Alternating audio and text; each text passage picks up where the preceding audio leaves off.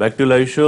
నోట్ల రద్దు వ్యవహారంపై నిన్న పార్లమెంట్ ఉభయ సభలు దద్దరిల్లాయి. రాజ్యసభ దాదాపుగా జరగని పరిస్థితి, లోక్సభ మధ్యాహ్నం వరకు చూసి గందరగోళ పరిస్థితులు వాటికి వాయిదా వేశారు. ముఖ్యంగా తీవ్రమైన వ్యాఖ్యలు కలకలం రేపై ఆజాద్ చేసిన ఉరీ ఘటనతో పోలుస్తూ నోట్ల రద్దు వ్యవహారాన్ని ఆయన పోల్చడం, ఆ ఘటన కన్నా ఎక్కువ మంది చనిపోయారు, ప్రధాని ప్రభుత్వం బాధ్యత వహించాలంటూ దాని మీద వెంకయ్యనాయుడు తీవ్రస్థాయిలో ఆరోపణలు చేయడం, పాకిస్తాన్కి అనుకూలంగా మాట్లాడతారా అని ఆయన వ్యాఖ్యలు చేశారు. ఇక ముఖ్యమంత్రులు మమతా బెనర్జీ, కేజ్రీవాల్ అల్టిమేటం జారీ చేశారు. కేంద్ర ప్రభుత్వానికి 3 రోజుల్లో నిర్ణయాన్ని వెనక్కి తీసుకోకపోతే పరిణామాలు తీవ్రంగా ఉంటాయి దేశవ్యాప్తంగా అని. అరుణ్ జైట్లీ కూడా అంతే స్థాయిలో సమాధానం చెప్పారు, ఎట్టి పరిస్థితుల్లోనూ వెనక్కి తగ్గేది లేదని. అలాగే సామాన్య జనానికి కొన్ని వెసులుబాట్లు కూడా ఇచ్చారు, ఎంతవరకు ఉపయోగపడతాయో. అలాగే ప్రభుత్వం వెనక్కి తగ్గదని చెప్పడానికి 4,000 ఉన్న పరిమితిని 2,000కు కుదించడానికి కూడా మనం చూడొచ్చు. మరి కారణం ఎందుకు తీసుకున్నారో తెలియదు. 1000 నోటు రాదని కూడా కేంద్ర ఆర్థిక మంత్రి స్పష్టం చేశారు. ఇక తెలంగాణ విషయంలో కాంగ్రెస్ నాయకులు సీరియస్ గా చాలా తీవ్రమైన ఆరోపణలు చేశారు ముఖ్యమంత్రి మీద. వారి దగ్గర ఉన్న నల్లధనం మార్పిడి కోసం ప్రధానితో మంత్రాలు సాగిస్తున్నారు, అందుకే ప్రధాని కలవబోతున్నారు, ఎందుకు మరి దాని మీద ఆయన మాట్లాడలేదు, ఇబ్బంది లేకపోతే అని కూడా కామెంట్స్ చేశారు. వాళ్ళ విషయంలో మాట్లాడదాం ఈ అంశాలకు సంబంధించి. మనతో ఎన్నికల్లో పెద్దిరెడ్డి గారు, మాజీ మంత్రి, తెలుగుదేశం పార్టీ సీనియర్ నాయకులు, పార్టీ ఎన్నికల కమిషన్ కన్వీనర్ ఎడ్లపాటి రఘునాథ్ బాబు గారు, Andhra Pradesh BJP vice president, party ముఖ్య నేత, రాపోలు ఆనంద భాస్కర్ గారు, రాజ్యసభ సభ్యులు, కాంగ్రెస్ పార్టీ సీనియర్ నాయకులు, ఢిల్లీలో అందుబాటులోకి వస్తున్నారు. కొద్దిసేపట్లో టీఆర్ఎస్ సీనియర్ నాయకులు మందా జగన్నాథం గారు జాయిన్ అవుతారు. ఆనంద్ భాస్కర్ గారు నమస్కారం. నమస్తే అండి. నోట్ల రద్దు వ్యవహారం మీద జరుగుతోన్న రాజకీయమైన వ్యవహారాలు, కామెంట్లు మనం చూస్తూనే ఉన్నాం. ఉభయ సభల్లో ఏం జరిగిందో నిన్న మళ్ళీ మనం మాట్లాడుకోగలేదు, నిన్నంతా మనం చూసాం. అయితే ఆజాద్ ఆ కామెంట్స్ చేయడాన్ని మీరు సమర్థిస్తారా? కాంగ్రెస్ పార్టీ నాయకుడిగా కాబట్టి సమర్థించాలంటారా? ఉరీ ఘటనతో పోల్చాల్సిన అవసరం నిజంగా వచ్చిందా నోట్ల రద్దు అంశాన్ని? దీనికి కేంద్ర ప్రభుత్వం బాధ్యత వహించాలంటాం, ఎట్లా ఆయన కామెంట్స్ చేయగలుగుతారు? మిత్రమా రిషి, మీకు చర్చలో పాల్గొంటున్న పెద్దలందరికీ, ఎన్టీవీ ప్రేక్షకులందరికీ నా నమస్కారం. మీరు ప్రస్తావించిన అంశంలోకి వెళ్లే కన్నా ముందు ఒక 1 నిమిషం, రేపు స్వర్గీయ ఇందిరాగాంధీ గారి 100వ జయంతి ఆరంభం కాబోతోంది. 2016 నవంబర్ 19 నుంచి 2017 నవంబర్ 19 వరకు ఏడాది పొడవునా ఆమె 100 ఏళ్ల ఉత్సవాన్ని కాంగ్రెస్ శ్రేణులు, ఆమె సానుభూతి పరులు, ఆమె అభిమానులు జరుపుకునేందుకు వీలుగా రేపు సాయంత్రం ఢిల్లీలో దేశ రాజధానిలోని ప్రఖ్యాత విజ్ఞాన్ భవన్లో రాష్ట్రపతి ప్రణబ్ ముఖర్జీ గారి ఆధ్వర్యంలో ఒక సంస్మరణాత్మక సమావేశం ఏర్పాటు చేయడం ద్వారా ఆరంభించనున్న ఈ సందర్భంలో ఇందిరాగాంధీ కృషికి, పాత్రకు, భూమికకు శ్రద్ధాంజలి ఘటిస్తూ మీరు ప్రస్తావిస్తున్న అంశంలోకి వస్తాను. దేశం అల్లకల్లోలమైంది. ఆర్థిక అత్యవసర పరిస్థితిని మించినటువంటి ప్రమాదకరమైనటువంటి సంక్షోభం దేశ ఆర్థిక పునాదులు, దేశంలోని ప్రజానీకం యొక్క ప్రతి ఒక్కరి ఆర్థిక జీవన విధానం పైన ప్రభావం చూపుతున్నటువంటి ఒక ప్రమాదకరమైన దుందుడుకు చర్య యావత్ దేశాన్ని అతలాకుతలం చేస్తున్న ఈ సమయంలో ఏదో ఒక చిన్న ప్రస్తావనని తీసుకొని దాని నుంచి దొడ్డిదారిన దృష్టి మళ్లించేందుకు ప్రయత్నం చేయడం అనేటువంటిది కేవలం అధికార పార్టీకి మాత్రమే చెల్లింది. ముందు మీ బాధ్యత నిర్వర్తించండి. ఎవరు ఏం వ్యాఖ్య చేశారు అనేటువంటిది ప్రజలు నిర్ధారిస్తారు. ముందు మీరు చేసినటువంటి కర్మ, అంటే దాని ద్వారా ఏర్పడుతున్నటువంటి క్రియ, దాని ద్వారా వస్తున్న ఫలితం. ఒక చాలా కీలకమైన స్థానంలో పనిచేసి నాయకుడు అయిన ఒక విపక్ష నేతగా ఉన్న గులాం నబీ ఆజాద్ గారు అంటే రాజకీయం కోసం ఏదైనా మాట్లాడొచ్చు అన్నట్టుగా లేదా ఈ కామెంట్ ఉరీ ఘటనతో నోట్ల రద్దు అంశంలో చనిపోయిన వారిని పోల్చడం అనేది బాధ్యతారహితమైన కామెంట్ గా అనిపించట్లేదా? మేము దానిపైన చర్చను సాగదీయదలుచుకోలేదు. ఉన్నటువంటి తప్పుగా మాట్లాడిన కామెంట్ అని మీరే రియలైజ్ అయ్యారు కాబట్టి దాన్ని పొడిగించాలనుకోవట్లేదా? మేము పొడిగించదలుచుకోలేదు. జరిగిన ఈ విపత్తు, ఈ సంక్షోభం సమయంలో ప్రజల పక్షాన వారి దుఃఖాన్ని అర్థం చేసుకొని వారి కోసం ప్రభుత్వానికి కనువిప్పు కలిగించేటువంటి బాధ్యతలో మేము ఉన్నాం. ఆ మేరకు మేము అడుగులు వేస్తున్నాం. రైట్. రఘునాథ్ బాబు గారు, ఈ కామెంట్ తో మీరు పక్కదారి పట్టించారని చూస్తున్నారు. ఆయన చాలా పదాలు వాడారు ఆనంద్ భాస్కర్ గారు. విపత్తు, ఇది ఒక ఆర్థిక అత్యవసర పరిస్థితి, దేశ ప్రజలంతా అల్లాడిపోతున్నారు. అంటే మీరు తీసుకున్న నిర్ణయం వల్ల దేశ ప్రజలు అల్లాడిపోతున్నారు కాబట్టి కాంగ్రెస్ పార్టీ కానివ్వండి, ఇతర పక్షాలు కానివ్వండి, ప్రజల వైపు నిలబడి పోరాడుతున్నాయి. మీరేమో వాళ్ళని దేశద్రోహ పార్టీలనో లేకపోతే నల్లధనానికి అనుకూలంగా ఉన్న పార్టీలనో మాట్లాడుతున్నారు. కరెక్టేనా? ఒకటి, ఈ అల్లకల్లోలం అయిపోతుంది, లేకపోతే ఆందోళన అయిపోతుంది, ఇదంతా ముఖ్యంగా నేతలు. ఎవరి దగ్గర అయితే ఈ బ్లాక్ మనీ ఉందో, bundles of black money holders ఉందో వాళ్ళు చాలా ఇదైపోతున్నారు, నిద్రలేని రాత్రులు గడుపుతున్నారు. దానిలో అనుమానం ఏం లేదు, ఏం చేయాలా ఏంటి అని. సామాన్యులకి తప్పకుండా కొంత ఇన్కన్వీనియన్స్ అయితే ఉంది. ఎందుకంటే ఇప్పుడు ఎవరికైనా ఒక జబ్బు వస్తే ఆ జబ్బుకి తగ్గాలంటే ఒక మందు వేసుకోవాలన్నా లేకపోతే ఆపరేషన్ చేయాలన్నా అది ఒక ప్రాసెస్, దానికి ఒక బాధపడాలి. ఆ తర్వాత జబ్బు తగ్గినాక చాలా హ్యాపీగా ఉంటారు. ఆ పద్ధతిలో కొంత ఇబ్బంది అనేది తప్పదు. అది ఇప్పుడు జరుగుతుంది. అయితే ఫర్ ద లార్జర్ ఇంట్రెస్ట్ అది లెక్కలేదు కాదు. అది ఇందాక ఆ ఉరి సంఘటనతో చెబుతున్నారు. ఉరి సంఘటనలో చనిపోయింది ఎవరు? ఉగ్రవాదులు, అంతేగాని మనవాళ్ళు కాదు సార్. దీన్ని పోల్చడం అసలు ఏ రకమైన కొంతమంది పౌరులు కూడా, అమాయక పౌరులు కూడా అంటే వాళ్ళు ఉగ్రవాదులా? వాళ్ళకన్నా ఎక్కువ మంది ఇక్కడ చనిపోయారు. వాళ్ళు ఉగ్రవాదులా? ఇప్పుడు అక్కడ చనిపోయింది ఉగ్రవాదులు, ఇక్కడ చనిపోతుంది ఉగ్రవాదులు కాదే. ఎవరైనా చనిపోతే ఇప్పుడు అంత కోట్ల మంది ఎన్నికలప్పుడు కూడా కోట్ల మంది బారులు తీరినప్పుడు కొంతమంది చనిపోతారు. అయినంత మాత్రం ఎన్నికలు ఆపేయలేం కదా. ఒక్కోసారి క్యూలు అనేవి అవసరానికి క్యూలే కదా, అనేక వైద్యం అంతా కొంతమంది చనిపోయారు, లేకపోతే చాలా మంది చనిపోయారు అనేక కారణాలు. అది కొంత ముందే చెప్పాము, కొంత ఇబ్బందులు ఉంటాయి. But for the larger interest ఇవన్నీ కొంత భరించుకోవాలా. కానీ ఈ ఆందోళన ఇవన్నీ తాత్కాలికం. ఇప్పుడు ఇమ్మీడియట్ రియాక్షన్ వెరీ గుడ్ అని వచ్చింది పేద ప్రజల నుంచి. అయితే ఇప్పుడు పడుతున్నటువంటి వాళ్ళు క్యూలో ఉండటం లేకపోతే పని చేయటం, ఈ ఆందోళన వల్ల దాన్ని ఊతంగా తీసుకుని చేస్తున్నారు అదే ప్రతిపక్షాలు. కానీ ఇంకొక వారం 10 రోజుల్లో అవన్నీ అయిపోతే గొడవ ఉండదు. ఇక్కడ ఒక మాట రాపాల్ గారు రేపు ఇందిరాగాంధీ ఇది చెప్పారు. ఇందిరాగాంధీ ఆ రోజున బంగ్లాదేశ్ అదే పాకిస్తాన్ మీద యుద్ధం అప్పుడు అప్పటి ప్రధాన ప్రతిపక్ష నేత వాజ్పేయి గారు ఆమెని మహాకాళితో పోల్చారు, ఆమెని పూర్తి మద్దతు ఇచ్చారు. అటువంటి ఒక ఇవాళ కూడా ఈ నల్ల కుబేర్ల మీద యుద్ధం, నల్లధనం ఉందని ఒప్పుకుంటున్నారు, అది నష్టం చేస్తుందని ఒప్పుకుంటున్నారు, కానీ దాని మీద యుద్ధం చేయడానికి సిద్ధం కాదు అంటున్నారు. అంటే కత్తిడాలు లేకుండా తగ్గాలంటే ఎలా తగ్గుతుంది? కాబట్టి ఆ రోజున ఇందిరాగాంధీ గారికి ప్రధాన ప్రతిపక్షం మేము ఎలా మద్దతు ఇచ్చామో వాళ్ళు కూడా అలాంటి నైతికమైన మద్దతు ఇవ్వాల్సినటువంటి అవసరం. పెద్దిరెడ్డి గారు, అంటే ప్రగతి చెప్పినట్టు అవుట్ రైట్ సపోర్ట్ ప్రతిపక్షాల నుంచి కోరుకుంటోంది ప్రభుత్వం ఈ అంశంలో, ఎందుకంటే అందరూ నల్లధనానికి వ్యతిరేకంగా కాబట్టి. కానీ క్లియర్ సెగ్రిగేషన్ కనిపిస్తోంది. ఎవరు అనుకూలంగా, ఇప్పుడు నితీష్ సపోర్ట్ చేయడం ప్రధానికి ఒక పెద్ద ఓటు ఇచ్చింది ప్రధానమంత్రికి, కేంద్ర ప్రభుత్వానికి చెప్పుకోవచ్చు. దాదాపు మిగతా పార్టీలన్నీ ఒక పక్కన ఉన్నాయి. మీలాంటి పార్టీలు లేకపోతే స్వాగతిస్తూనే అందులో ఇబ్బందులు చెప్తూ ఉన్నారు. అంటే కంప్లీట్ గా ఇది ఒక పొలిటికల్ ఫేస్ తీసుకుందా ఈ మొత్తం నోట్ల రద్దు అనే అంశం?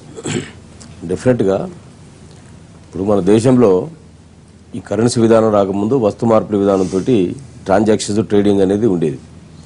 ఎప్పుడైతే కరెన్సీ వ్యవస్థ ప్రపంచ స్థాయిలో వచ్చింది, మన దేశ స్థాయిలో వచ్చింది, అభివృద్ధి చెందిన దేశాలు చాలా అడ్వాన్స్డ్ అయిపోయి ఆ కరెన్సీ కూడా అవసరం లేకుండా బ్యాంకింగ్ వ్యవస్థ, తర్వాత కార్డు వ్యవస్థ, ఆన్లైన్ వ్యవస్థ, తర్వాత వాళ్ళు మొబైల్ బ్యాంకింగ్ వ్యవస్థ వరకు ట్రాన్స్ఫర్ అయిపోయినారు. అక్కడ 80% 90% ట్యాక్స్ పేయర్స్ అకౌంట్లోకి వచ్చేసిన సందర్భాలు ఉన్నాయి. ఆ జనాభా తక్కువ, ఆ దేశంలో అడ్వాన్స్డ్ నాలెడ్జ్ ఉంది, తర్వాత చదువుకున్న వాళ్ళ సంఖ్య ఎక్కువ కనుక అక్కడ అది అప్లికేబిలిటీ వచ్చింది. మన దేశానికి వచ్చేసరికి ప్రభుత్వమే వ్యవసాయ రంగాన్ని మనం ఇన్కమ్ ట్యాక్స్ ఎగ్జామ్షన్ ఇచ్చాం. వ్యవసాయ ఆధారిత పరిశ్రమలకు కూడా ఇన్కమ్ ట్యాక్స్ ఎగ్జామ్షన్ ఉంది. పౌల్ట్రీ కానీ, డైరీ కానీ, వీటన్నిటి కూడా. వాళ్ళందరికీ ఇంకా ఇన్కమ్ ట్యాక్స్ లేనప్పుడు వాళ్ళకి బ్యాంకింగ్ తోటి సంబంధం లేదు. ఉన్న డబ్బులు వాళ్ళ దగ్గర పెట్టుకుని ఖర్చు పెట్టుకునే దానికి అలవాటు పడ్డారు. అంటే ప్యారలల్ ఎకానమీ అనేది మనం ప్రభుత్వాలు యాక్సెప్ట్ చేసినాయి. ప్యారలల్ ఎకానమీని ఇవాళ మార్కెట్ వాల్యూ అంటున్నావు, తర్వాత రిజిస్ట్రేషన్ వాల్యూ అంటున్నావు, కార్డు వాల్యూ అంటున్నావు, మార్కెట్ వాల్యూ అంటున్నావు. అంటే నోయింగ్లీ అదొక విధానం మనం అలవాటు పడిపోయే సందర్భం. కొన్ని దేశాలు ఆర్థిక సంక్షోభంలో కూరుకున్నా భారతదేశం ఎందుకు ఆర్థిక సంక్షోభంలో కూరుకోలేదనే ప్రశ్న వచ్చినప్పుడు ప్యారలల్ ఎకానమీ ముఖ్యమంత్రి అదే కామెంట్ చేశారు. ప్యారలల్ ఎకానమీ కాపాడింది భారతదేశాన్ని. నల్లధనం అని కాదు, ప్యారలల్ ఎకానమీ కామెంట్ చేశారు. అసలు నల్లధనం అనేది అది సెకండరీ అంశం. అది నల్లధనం అంటే ఇప్పుడు రైతుల దగ్గర ఉన్న నల్లధనం అనలేం కదా మనం. ట్యాక్స్ ఎగ్జామ్షన్ అన్న తర్వాత వాళ్ళది నల్లదా తెల్లదని చెప్పలేం. ఫేక్ కరెన్సీకి ఇది ఒక రిప్లేస్మెంట్ గా మనం చెప్పాలి. చూస్తే అకౌంటబిలిటీ లేని ట్యాక్స్ పే చేయింది నల్లధనం కిందే ఉంటుంది టెక్నికాలిటీ.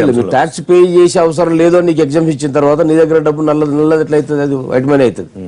సో అదొక పెద్ద సబ్జెక్ట్ అనుకోండి. ఇక్కడ ఏమంటుందంటే ఎస్ డెఫినెట్ గా మోడీ గారు ఒక సాహసోపేత నిర్ణయం, దాన్ని మనం అన్ని రాజకీయ పక్షాలు మొదటి రోజున ఇంక్లూడింగ్ ఇవాళ గగ్గోలు పెడుతున్నటువంటి కాంగ్రెస్ గాని ఇవాళ మాట్లాడుతున్న అందరూ కూడా స్వాగతించారు. కొంతమంది మాట్లాడకుండా ఉన్నారు, మాట్లాడుకుంటే మరో అర్ధాంగీకారమే కదా. అయితే ఫస్ట్ ఆఫ్ ఆల్ ఇక్కడ మనం ఆలోచించవలసింది ఫేక్ కరెన్సీ నల్లదా తెల్లదా అనేది సెకండరీ. ఫేక్ కరెన్సీ అనేటువంటి ప్రమాదం నుండి దేశాన్ని రక్షించాలనే ఒక మూల అంశాన్ని పట్టుకొని ఈ 1000 నోట్లు, ఈ 500 నోట్లు ఫేక్ కరెన్సీ ఎక్కువగా ప్రింట్ అయి వస్తూ ఉంది. లక్షలాది కోట్ల రూపాయల సర్క్యులేషన్ లో ఉన్నాయి. ఇదంతా కూడా ఇతర పాకిస్తాన్ లాంటి దేశం దీన్ని ఎక్కువగా ఉపయోగించుకుంటుంది అనేటువంటిది నిర్వాంశం మనం ఎక్కడ చూసినా విచ్చలవిడిగా కనపడతా ఉంది. దానికి రీప్లేస్మెంట్ డిసిషన్ తీసుకున్నప్పుడు ప్రభుత్వం కూడా ఒక ఆలోచన చేయాల్సిన అవసరం లేదు. ఒకేసారి హార్ట్ ఆపరేషన్, కిడ్నీ ఆపరేషన్ ఒకేసారి చేయడం కొద్దిగా ఇబ్బందికరం. ఒక ఆపరేషన్ చేసి సక్సెస్ అయిన తర్వాత మళ్ళీ పేషెంట్ కొంచెం సరి చేసిన తర్వాత ఇంకొక ఆపరేషన్కి వెళ్తే పర్వాలేదు. ఇక్కడ 2 ప్యారల్ గా తీసుకుందాం, నల్ల కుబేరులు, black money and fake currency. ఈ 3 అంశాలు ఒకేసారి అనేసరికి ఇక్కడ ఎవరు బ్లాక్ ఎవరు వైట్ అనేటువంటిది ఒక ప్రాబ్లం వచ్చింది. అందరూ మీరు అకౌంట్ ఫర్ చేసుకోండి అని చెప్పేసి అనేటువంటి డిసిషన్ తీసుకొని ఎప్పుడైతే మీరు 1000 రూపాయల నోటు రద్దు చేసినారో, 500 రద్దు చేసినారో, 2000 నోటు కంటే కూడా 500 నోట్లు అవసరమైంది ఇంకా తక్కువ డినామినేషన్ అటువంటి 200 నోట్లు, 100 నోట్లు, 50 నోట్లు ఎంత మీరు ప్యారల్ ఎకానమీ ఉంది అనుకుంటున్నారో, ఎంత డిపాజిట్స్ అయితే అని చెప్పి మీరు అంచనా వేస్తున్నారో అంత సర్క్యులేషన్ లో తీసుకురావాల్సిన అవసరం ఉండే. అది సర్క్యులేషన్ లో ఉండి ఉంటే ఇవాళ కింది లెవెల్లో ఉన్నటువంటి ప్రజలు ఇంత ఇబ్బంది పడరు. అయితే వాళ్ళు యాక్సెప్ట్ చేస్తున్నారు నల్ల కుబేరు, నల్లధనం అనేది బయటికి రావాలి, ఫేక్ కరెన్సీ అనేది ఉండకూడదు, దేశానికి ఇది ఉపయోగపడే అంశమే అంటున్నారు. వాళ్ళు నమ్ముతున్నారు అదంతా జరుగుతుంది అని. మరి ఎంతవరకు జరుగుతుంది వాళ్ళు అడిగే ప్రశ్న ఏంటంటే, నేను ఫాలో అయ్యాను, మేము బార్లు తీరిన వాళ్ళని అంతా మేము పేదవాళ్ళే కనపడుతున్నాం, ఒక్కడు పెద్దోడు కనపడతలేడు, మరి వాళ్ళకి ఇబ్బందే పడలేదు కదా, వాళ్ళని ఏదో చేద్దాం అనుకుంటే వాళ్ళకి మంచిగా ఉన్నారు, వాళ్ళు బ్యాంకులు ఆశ్రయించి మార్చుకుంటా ఉన్నారు. తర్వాత వ్యవసాయదారులు ఇవాళ ధాన్యం కొనుగోలు చేసే వ్యాపారస్తులను ఆశ్రయించి వాళ్ళ అకౌంట్ 2 వేసుకోవచ్చు కనుక ఆ ఫెసిలిటీని వాడుకొని అక్కడ కూడా వీళ్ళు ట్రాన్స్ఫర్ చేసుకుంటారు, వాళ్ళు ఈజీగా బయటపడుతున్నారు కానీ మేము ఇబ్బంది పడుతున్నాం అనేటువంటి మాట మాట్లాడుతున్నారు. కనుక ఇప్పుడు ప్రభుత్వం తక్షణంగా ఆలోచించవలసి ఏంటంటే, ఒక డిసిషన్ తీసుకుంది, డిసిషన్ మంచి డిసిషన్, మనం అకౌంటబిలిటీ ఉండాలి. బ్లాక్ మనీ కూడా ఎంత ఉందో, అంటే ట్యాక్స్ పేయర్ సంబంధించిన బ్లాక్ మనీ ఎంత ఉందో కూడా అసెస్మెంట్ చేసుకోవాల్సిన అవసరం ఉంది, అది కూడా డిపాజిట్ కావాల్సిన అవసరం ఉంది, ఫేక్ కరెన్సీ కంట్రోల్ కావాల్సిన అవసరం ఉంది. ఇమ్మీడియట్ గా ఈ పేద వర్గాలకు నిత్యావసర వస్తువులు కానీ ఇవాళ కొన్ని విత్తనాలు కొనుక్కోవాలి. ఇప్పుడు సీజన్ ఇది, ఒక వర్షం పడితే విత్తనాలు వేయాల్సిన అవసరం ఉంది, విత్తనాలు కొనుక్కోవాలంటే డబ్బులు కావాలి. సో అది 2000 డ్రా చేస్తే ఆ ఎకరాలు జరిపే విత్తనాలు వచ్చే అవకాశం లేదు. కనుక ఇలాంటి కొన్ని మెజర్స్ ను స్టేట్ గవర్నమెంట్ కూడా రెస్పాన్సిబిలిటీ చాలా కల్పించాలా, పేద ప్రజలకు ఇబ్బంది కాకుండా చూసుకునేటువంటి నిర్ణయం మంచి నిర్ణయం, దీన్ని హర్షించవలసిందే. అయితే ఈ ఇబ్బందుల నుంచి అధిగమించడానికి కొన్ని ఇంకా కూడా డ్రాస్టిక్ డిసిషన్ తీసుకోవాల్సిన అవసరం అయితే ఉంది. జగన్నాథం గారు, సభలు కూడా జరగని పరిస్థితి మనం చూస్తున్నాం. ముఖ్యంగా మమతా బెనర్జీ, కేజ్రీవాల్ లాంటి ముఖ్యమంత్రి నాయకులు, ముఖ్యమంత్రి స్థాయి నాయకులు అల్టిమేటం కూడా జారీ చేశారు కేంద్ర ప్రభుత్వానికి. అంటే ఇది వెనక్కి వెళ్లదని తెలిసినా కూడా దీన్ని రాజకీయం చేయాలని రాజకీయ పార్టీలు చూస్తున్నాయా? ఈ క్లియర్ సెగ్రిగేషన్ ఏ విధంగా అర్థం చేసుకోవాలి పార్టీల మధ్య? ఈ అల్టిమేటం లాంటివి ఇవన్నీ డెఫినెట్గా లేదా అది రాజకీయ లబ్ధి గురించి చేసేవి తప్ప వాస్తవికతగా దాన్ని చేయవలసిన అవసరం కూడా లేదు. ఒకసారి ఈ కాన్స్టిట్యూషనల్ డిబేట్స్ జరిగేటప్పుడు, ఆర్థిక వ్యవస్థ మీద వచ్చినప్పుడు ఒకసారి ఆ ప్రొసీడింగ్స్ చూస్తే బిఆర్ అంబేద్కర్ గారు ఇటువంటి వ్యవస్థ వస్తుందని ముందే ఊహించాను, అప్పుడే చెప్పాడు ఆయన. ప్రతి 10 సంవత్సరాలకు ఒక్కసారి లేదా ఈ పెద్ద నోట్ల లాంటివి రద్దు చేసినప్పుడు బ్లాక్ మనీ అక్యుములేట్ కావడానికి అవకాశం ఉండదు. ఒకసారి మన దేశంలో చూసుకుంటే 1978 ఎప్పుడో లాస్ట్ టైం మనం చేసాం మనం రద్దు. ఆ తర్వాత మొరార్జీ దేశాయ్ గారు వచ్చినప్పుడు ఇది. అయితే ఇంతకాలం దాదాపు 22, 16, 38, 40 సంవత్సరాలు మనం అలో చేయడం ఏంటంటే విచ్చలవిడిగా ఇలాంటి బ్లాక్ మనీ అక్యుములేట్ కావడం జరిగింది. ఈ ఇబ్బందులన్నీ ఇప్పుడు దీని మూలనే ఒక వ్యవస్థలో ఎలా మారిపోయిందంటే, గ్లోబలైజేషన్ చేసినప్పుడు అందరూ ఏమనుకున్నారంటే ఈ ప్రపంచంలోని సంపద అంతా లేదా ప్రతి ఒక్క బీదవాడి దగ్గరికి రీచ్ అయింది అనుకున్నాను. కానీ వాట్ ఇట్ హాజ్ మేడ్, అది తిరిగి లేదు, ధనవంతుని బీదవనిగా మార్చింది. ఒక పక్క కాస్ట్ ఆఫ్ లివింగ్ పెరిగిపోతా ఉంది, కూలీలు వీళ్ళు పెరిగినా కానీ లేదా రోజువారీగా వాళ్ళు మీట్ అయ్యేంత పరిస్థితి లేకుండా పోయింది. దాంతోనే పెద్ద మార్పు ఏం రాలేదు. కాబట్టి దీనికి ఎక్కడికక్కడ నియంత్రణ చేసి ఉంటే ముందు నుంచి రాజ్యాంగపరంగా ఉన్న దీంట్లో ఈ వ్యవస్థ వచ్చేది కాదు. ఇక కమింగ్ టు ది ఇబ్బందులు వీటైనప్పుడు ఏ వ్యవస్థ వచ్చినా కానీ లేదా ఆ మార్పు ఉన్నప్పుడు కొద్దిగా గొప్ప డెఫినెట్ కదా ట్రాన్సిషన్ పీరియడ్ లో ఇబ్బందులు ఉంటాయి. ఒక విషయము ఒక మామూలు సామాన్య వ్యక్తికి లేదా నెలసరి ఖర్చులు ఎంత ఉంటాయని ఒకసారి అసెస్ చేయండి. సరే ఆర్బీఐ ప్లానింగ్ కమిషన్ ఇది ఉన్నప్పుడు ఆయిల్ వాళ్ళు ఏదో మాట్లాడాడు, రోజుకు 30 రూపాయలు సరిపోతాయి అంటే అది డిపెండ్స్ అపాన్ ఇండివిజువల్ స్టేటస్ ని బట్టేసి ఉంటది. కాకపోతే అంటే సగటునలా ఒక వ్యక్తికి సామాన్య జీవనం గడపడానికి ఎంత సరిపోతుంది దీని మీద ఆధారపడి ఈ గవర్నమెంట్ లేదా వాటికి రిలీజ్ చేసుకుంటే బాగుంటుంది. ఇది అది లేకుండా ఇప్పుడు మేము చూసాం, మేము ముందు కూడా అలాగే అనుకున్నాం. చూస్తానంటే మా ఇంటి వెనక ఒక పోస్ట్ ఆఫీస్ ఉంటుంది, వచ్చిన వాళ్ళే ప్రతిరోజు వస్తూ ఉన్నారు అక్కడికి. తీరా గమనిస్తే ఏమైంది, ఎవరైతే డబ్బున్న వాళ్ళు ఇప్పుడు కొద్దిమంది ఏంటంటే డబ్బున్న వాళ్ళు లైన్ నిలబడుతున్నారా లేదా అని చెప్పేసి వాదన వచ్చినప్పుడు వాళ్ళ పర్సన్స్ నిలబెట్టేసి కొన్ని ఫ్యాక్టరీస్ లో కొన్ని చిన్న ఎస్టాబ్లిష్మెంట్ లో 50-100 మంది వాళ్ళని అంతా అవి వాళ్ళు డబ్బులు యూజ్ చేసుకుంటున్నారు.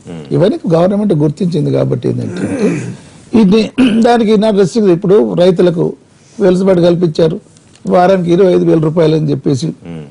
తర్వాత అందుకని ఇవన్నీ దృష్టిలో పెట్టుకుని కేసీఆర్ గారు ఇలా ఆయన ఢిల్లీ వెళ్తున్నాం చక్కటి సూచనలు చేశారు. మాట్లాడదాం సెకండ్ సెషన్ లో మాట్లాడదాం ఆయన మీద రాజకీయపరమైన కామెంట్స్. నేను సూచనలు చెప్తున్నాను. చేసింది ఏంటంటే ఇలా పిలిచారు. ఆయన గారు ఏం చెప్పారు, సామాన్య ప్రజలు ఇబ్బందికి ఉన్నట్లుగా మాకు కూడా అనిపిస్తుంది, ప్రభుత్వాలు కూడా ఏమవుతుందంటే ఇలా ఇబ్బందులు పడతాయి కాబట్టి ఆలోచించండి అనే దాని మీద మీరు రెడీ. పార్లమెంట్ టోటల్ గా స్తంభించడం అసలు ఈ విషయంలో ఒకటి ప్రభుత్వం తగ్గే ఆలోచన కనిపించట్లేదు. ఆర్థిక మంత్రి చాలా స్పష్టం చేశారు వెనక్కి వెళ్ళమని. కానీ అల్టిమేటాలు జారీ చేసి సభ జరగనివ్వకుండా ప్రధాని సమాధానం చెప్పాలన్న వల్ల ఒకటి అది జరగదు, రెండు సభ జరగట్లేదు. మరి ప్రతిపక్షాలు తీరు మార్చుకోవాలా? అంటే ఒకటి నేను అనుకుంటాను ఈ సమయంలో సరే ప్రతిపక్షాలు డిమాండ్ చేశారా చేయకపోవడం అది పక్కన ఉంచుతానంటే ఈ యొక్క నిర్ణయాన్ని ప్రధానమంత్రి గారు స్వయాన తీసుకుని ఆయనే చెప్పారు. ఆయన ప్రధానమంత్రి గారు బయట సెషన్ లేనప్పుడు ఆ యొక్క విషయాన్ని ఇది 8 దాకా కూడా ఎవరికి తెలియదు, నా స్వయం నిర్ణయము నా కేబినెట్ కొలీగ్స్ కూడా తెలియదు, సడన్ గా అక్కడ ఉన్న వాళ్ళని పిలిచి ఏమిటి నిర్ణయం తీసుకోవడం చెప్పారన్నప్పుడు లేదా నేను అనుకుంటాను ఒక మంచి నిర్ణయం తీసుకున్న ప్రధానమంత్రి గారు ఒక మంచి తీసుకున్న నిర్ణయాన్ని మొండికి పోకుండా చర్చ జరగానేయండి. ఈ విషయాలన్నీ చర్చ జరగాలంటే ప్రతిపక్షాల వాళ్ళు ప్రధానమంత్రి గారు రావాలని అంటున్నప్పుడు లేదా ఆయన వస్తే ఉచితంగా ఉంటుంది. So he has to explain the concept. Actually ఈ నిర్ణయం ఎందుకు తీసుకోవాల్సి వచ్చింది అనేది చెప్తానంటే నేను దేశ ప్రజల్లో కూడా ఒక మంచి మెసేజ్ పోతుంది, ప్రతిపక్షాల వాళ్ళు కూడా ఆయన మైండ్లో ఏముంది. మీరు రాజకీయ కోణం అనుకున్నప్పుడు లేదా ప్రతిపక్షాల నోరు ముగించాలంటే సరైన సమాధానం సరైన క్లారిటీ రావాల్సిన అవసరం ఉంది. దీన్ని ప్రభుత్వము ప్రధానమంత్రి ఎందుకు రావాలో ఏదో ఒక మంత్రి ఇస్తారంటే నిర్ణయం నాదన్నప్పుడు ఆయన బాధ్యత కూడా నైతిక బాధ్యత కూడా ఉంది. ఆనంద్ భాస్కర్ గారు, ఒకటి పార్లమెంటు మొత్తం ఈ విషయం మీద చాలా అవకాశమే కనిపిస్తోందా? సరే వేరే ముఖ్యమంత్రి అల్టిమేటం జారీ చేయడం దాని పర్యవసానం ఎలా ఉంటుందో మనకు తెలుసు. ఒకవైపున కోర్టులో స్టేలు కావాలని పిటిషన్లు వేయడం కూడా జరుగుతోంది. కేంద్ర ప్రభుత్వం కూడా మళ్ళీ పిటిషన్ వేసింది, దయచేసి ఆ పిటిషన్లు అంగీకరించొద్దని. అదొక పక్కన ఎపిసోడ్ నడుస్తోంది. ముఖ్యంగా విపక్షాలు చర్చ జరగకూడదనే, ఎందుకంటే నల్లధనానికి సపోర్ట్ చేస్తున్నారు కాబట్టి మళ్ళీ వాళ్ళ మొహానికి నలుపు అంటుకుంటుందని వెంకయ్యనాయుడు గారు కామెంట్ చేస్తారు. అంటే చర్చ జరగకూడదని మీరు అడ్డం పడే ప్రధానమంత్రి రావాలని డిమాండ్ పెడుతున్నారా? మిత్రమా రిషి,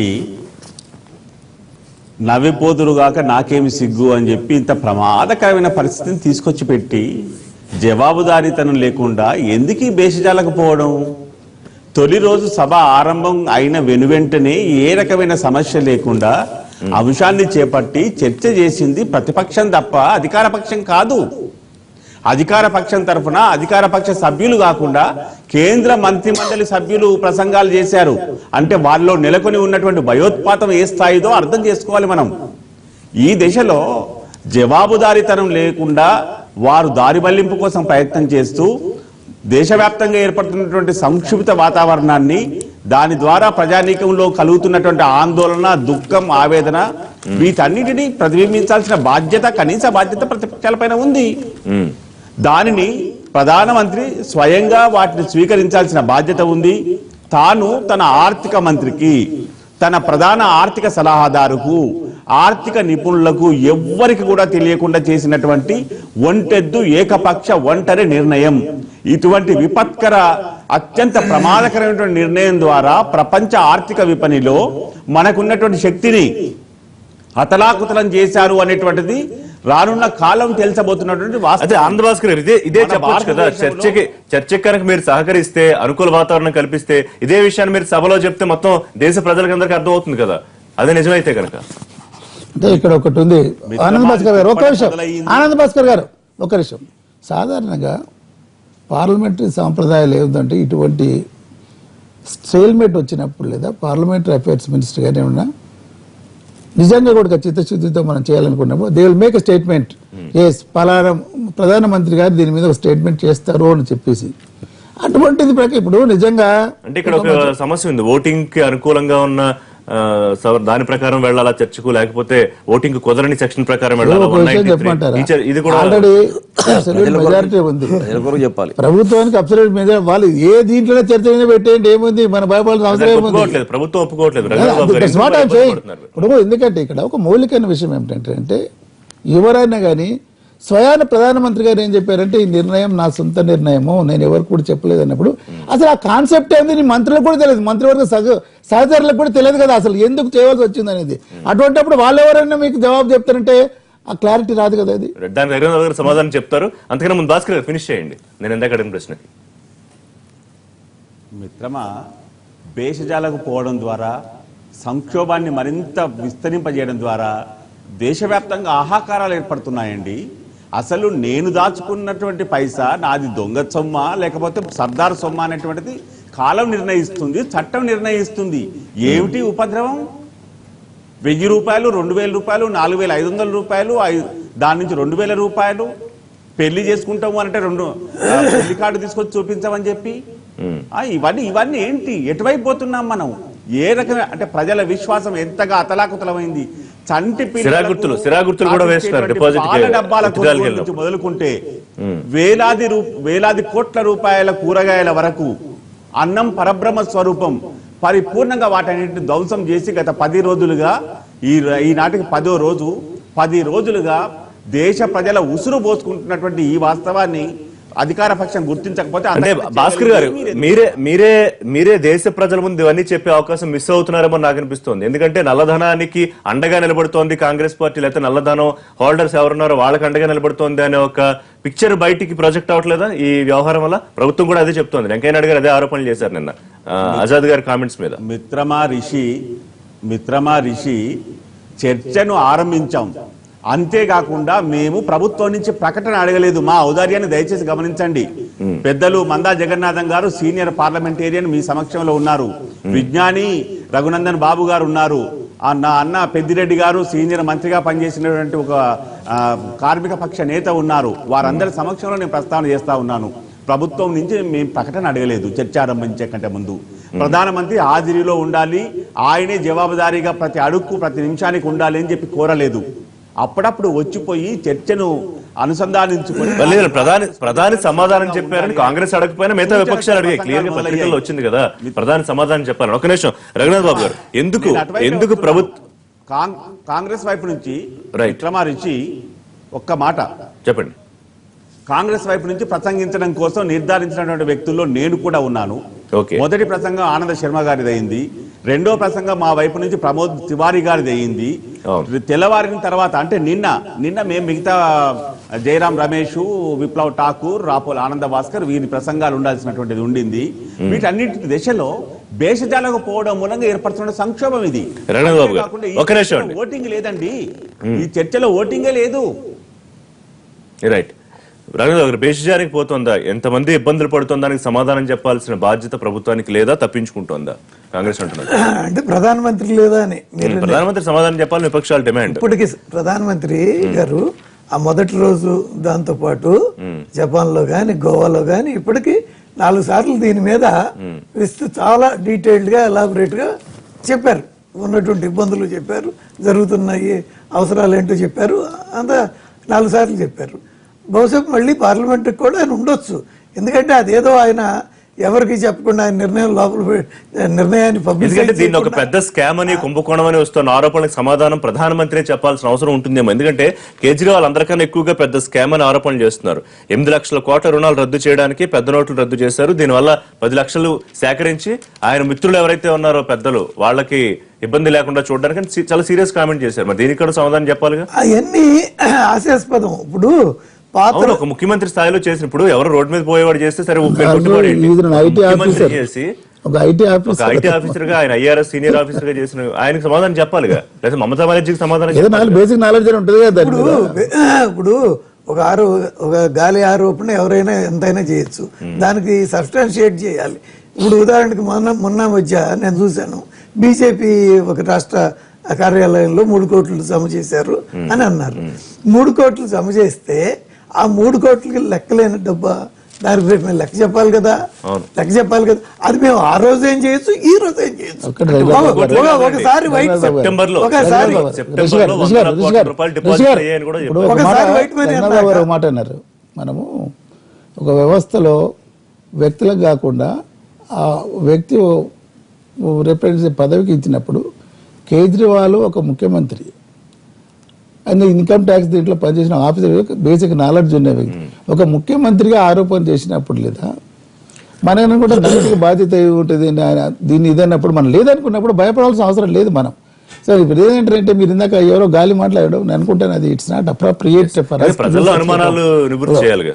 ఇప్పుడు ఇక్కడ ఓవర్ నైట్ 8 గంటల కంటే ఒక నిమిషం 8 గంటల కంటే ఒక నిమిషం ముందు వరకు ఇది ఎవరికి తెలియదు, నాకు మాత్రమే తెలుసు అనే ప్రకటన అనే మాట కూడా సరైనది కాదు. ఎందుకంటే అప్పటికే ఆర్బీఐ గవర్నర్ గాని తర్వాత ప్రింటింగ్ గానీ అంతా జరిగినాయి కదా, ఏర్పాట్లు జరిగినాయి. కరెక్టే, కానీ నిర్ణయం గురించి తెలియదు. ఇంకొకటి ప్రకటన ఎప్పుడైనా తెలియాల్సిన అవసరం లేదు కానీ బట్ ప్రిపరేటరీ వర్క్ జరిగింది. ప్రిపరేటరీ వర్క్ లో అసిస్ట్ చేసిన వాళ్ళు ప్రాపర్ అసెస్మెంట్ చేయలేదనే ఒక అంశం అయితే ప్రధానంగా ఉంది. ఇవాళ ఒక ఇంత దూరం వచ్చిన తర్వాత ఇంకా బ్యాక్ వెళ్ళాలనే డిమాండ్ కూడా ప్రతిపక్షాలు చేయకూడదు. దేశం ఇంట్రెస్ట్ లో దాన్ని చేయాల్సిన అవసరం లేదు. బ్రేక్ తీసుకుందాం. లైవ్ షోలో షార్ట్ బ్రేక్ తర్వాత